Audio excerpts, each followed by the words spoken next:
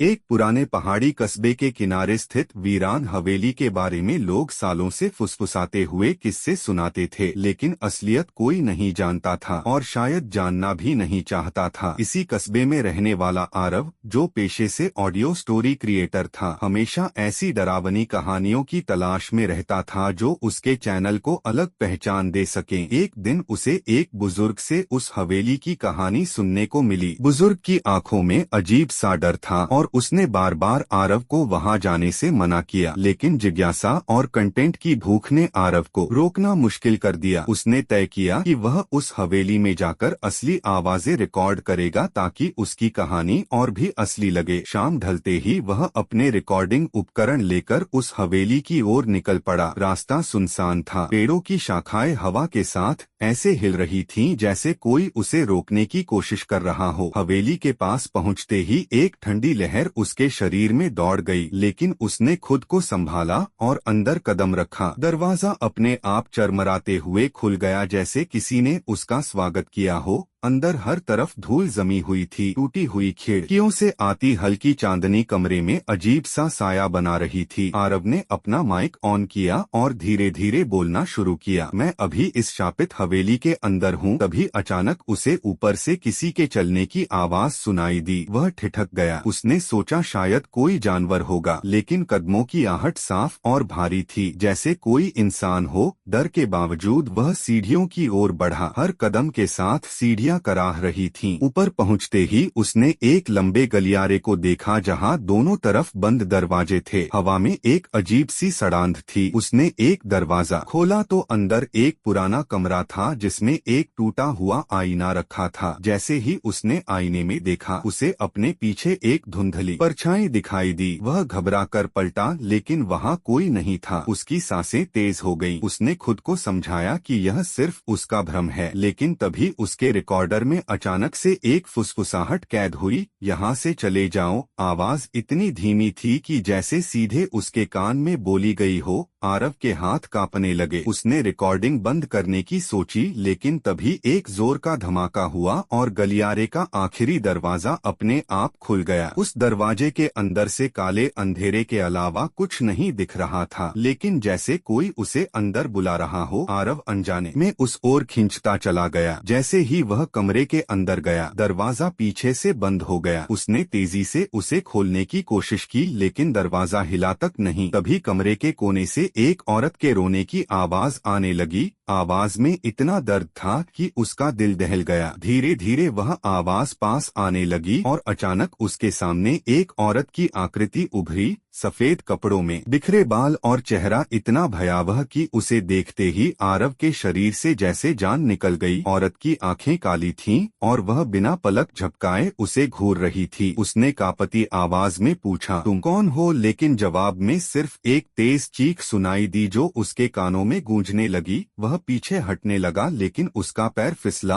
और वह जमीन पर गिर पड़ा। उसका रिकॉर्डर अभी भी चालू था और हर आवाज कैद कर रहा था। औरत धीरे धीरे उसकी ओर बढ़ी और अचानक उसका चेहरा बिल्कुल पास आ गया। उसने फुसफुसाकर कहा, तुमने यहाँ आने की गलती की है। और उसी क्षण आरव बेहोश हो गया। जब उसे होश आया तो वह खुद को हवेली के बाहर पड़ा हुआ पाया। सुबह हो चुकी थी। उसके उपकरण उसके पास ही बिखरे हुए थे। उसने घबराकर अपना रिकॉर्डर उठाया और उसमें कैद आवाजें सुनी। शुरू में सब सामान्य था, लेकिन जैसे ही वह उस कमरे वाले हिस्से पर पहुंचा, आवाजें इतनी डरावनी थीं कि उसकी रूह कांप गई। उसमें उसकी खुद की चीखें थीं, उस औरत की हंसी थी और कुछ ऐसी आवाजें भी थीं जिन्हें वह पहचान नहीं पाया, जैसे कई लोग एक साथ फुसफुसा रहे हों। उस दिन के बाद आरव ने उस रिकॉर्डिंग को कभी सार्वजनिक नहीं किया, लेकिन उसने अपनी आखिरी कहानी में सिर्फ इतना कहा कि कुछ जगहें सिर्फ कहानियों के लिए नहीं होती, वे सच में जिंदा होती हैं, और जो उन्हें छेड़ता है वह खुद कहानी बन जाता है। और कहते हैं कि उस हवेली के आसपास आज भी रात के समय एक अजीब सी रिकॉर्डिंग सुनाई देती है, जिसमें कोई धीमी आवाज में मदद के लिए पुकार रहा होता है, और वह आवाज किसी और की नहीं बल्कि आरव की ही होती है, जो शायद अब भी उस हवेली के शाप से पूरी तरह आजाद नहीं हो पाया है। आरव ने उस घटना के बाद कई दिनों तक खुद को कमरे में बंद रखा। उसकी हालत ऐसी हो गई थी कि वह रात होते ही घबरा जाता, हल्की सी आवाज पर भी चौंक उठता। और सबसे ज्यादा डर उसे उस रिकॉर्डिंग से लगने लगा था जिसे उसने खुद अपने हाथों से कैद किया था। उसने तय कर लिया था कि वह उस फाइल को हमेशा के लिए डिलीट कर देगा, लेकिन जैसे ही वह लैपटॉप खोलकर उस फाइल पर क्लिक करता, उसकी उंगलियां कांपने लगती और हर बार कुछ न कुछ ऐसा हो जाता कि वह उसे मिटा नहीं पाता। कभी स्क्रीन फ्रीज हो जाती,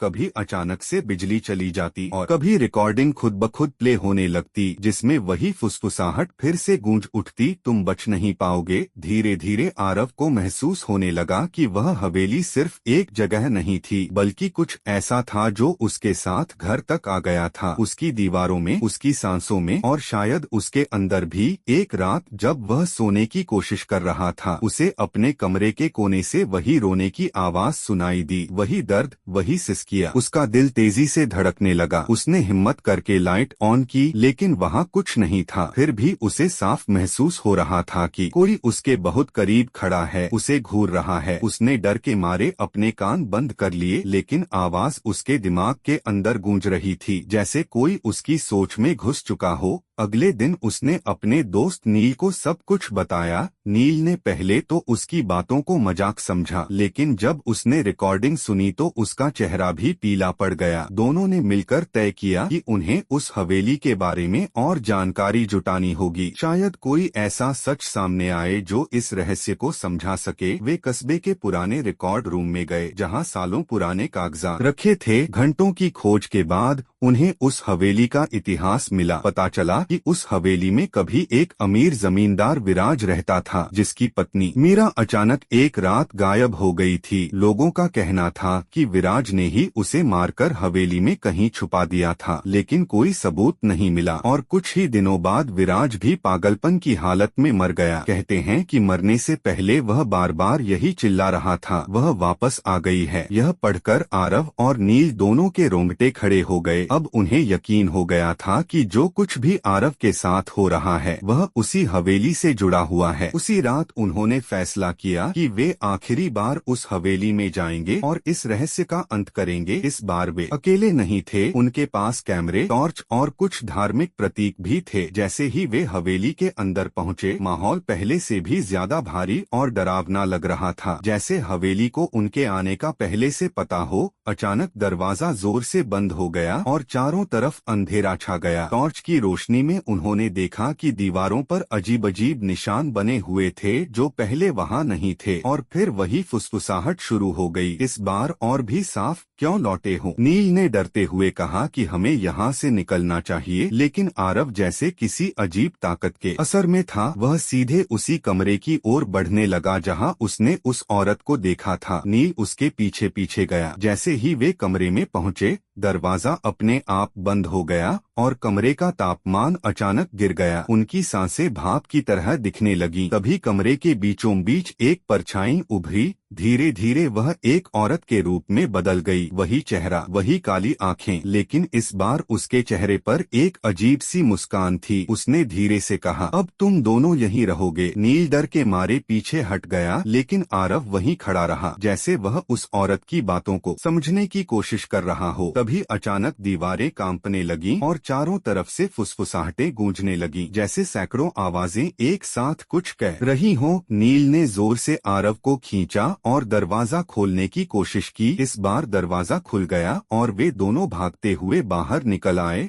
बाहर आते ही दोनों जमीन पर गिर पड़े। उनकी हालत खराब हो चुकी थी। अगले दिन नील ने फैसला किया कि वह इस मामले से दूर रहेगा। उसने आरव को भी समझाने की कोशिश की, लेकिन अब आरव पूरी तरह बदल चुका था। उसकी आंखों में एक अजीब सी जिद थी। उसने कहा कि यह कहानी अधूरी है और वह इसे पूरा करके ही रहेगा। कुछ दिनों बाद उसने अपने चैनल पर एक नई ऑडियो अपलोड की, जिसका नाम था आखिरी सच्चाई। लेकिन उस ऑडियो में जो सुना गया गया। उसने हर किसी को हिलाकर रख दिया। शुरुआत में आरव की आवाज थी, लेकिन कुछ ही मिनटों बाद उसकी आवाज बदलने लगी। उसमें कई आवाजें मिल गईं, जैसे कोई और उसके जरिए बोल रहा हो, और आखिर में वही औरत की हंसी सुनाई दी। उस ऑडियो के अपलोड होने के बाद आरव अचानक गायब हो गया। उसका फोन बंद, उसका घर खाली, और उसका कोई पता नहीं चला। आज भी लोग कहते हैं कि अगर आप उस हवेली के पास रात के समय जाएं और ध्यान से सुने तो आपको दो आवाजें सुनाई देंगी। एक आरव की जो मदद के लिए पुकार रही होती है, और दूसरी उस औरत की जो धीरे धीरे हंस रही होती है, जैसे वह हर उस इंसान का इंतजार कर रही हो जो उसकी कहानी को खत्म करने की कोशिश करेगा। क्योंकि कुछ कहानियां खत्म नहीं होती, वे बस अपने अगले शिकार का इंतजार करती हैं।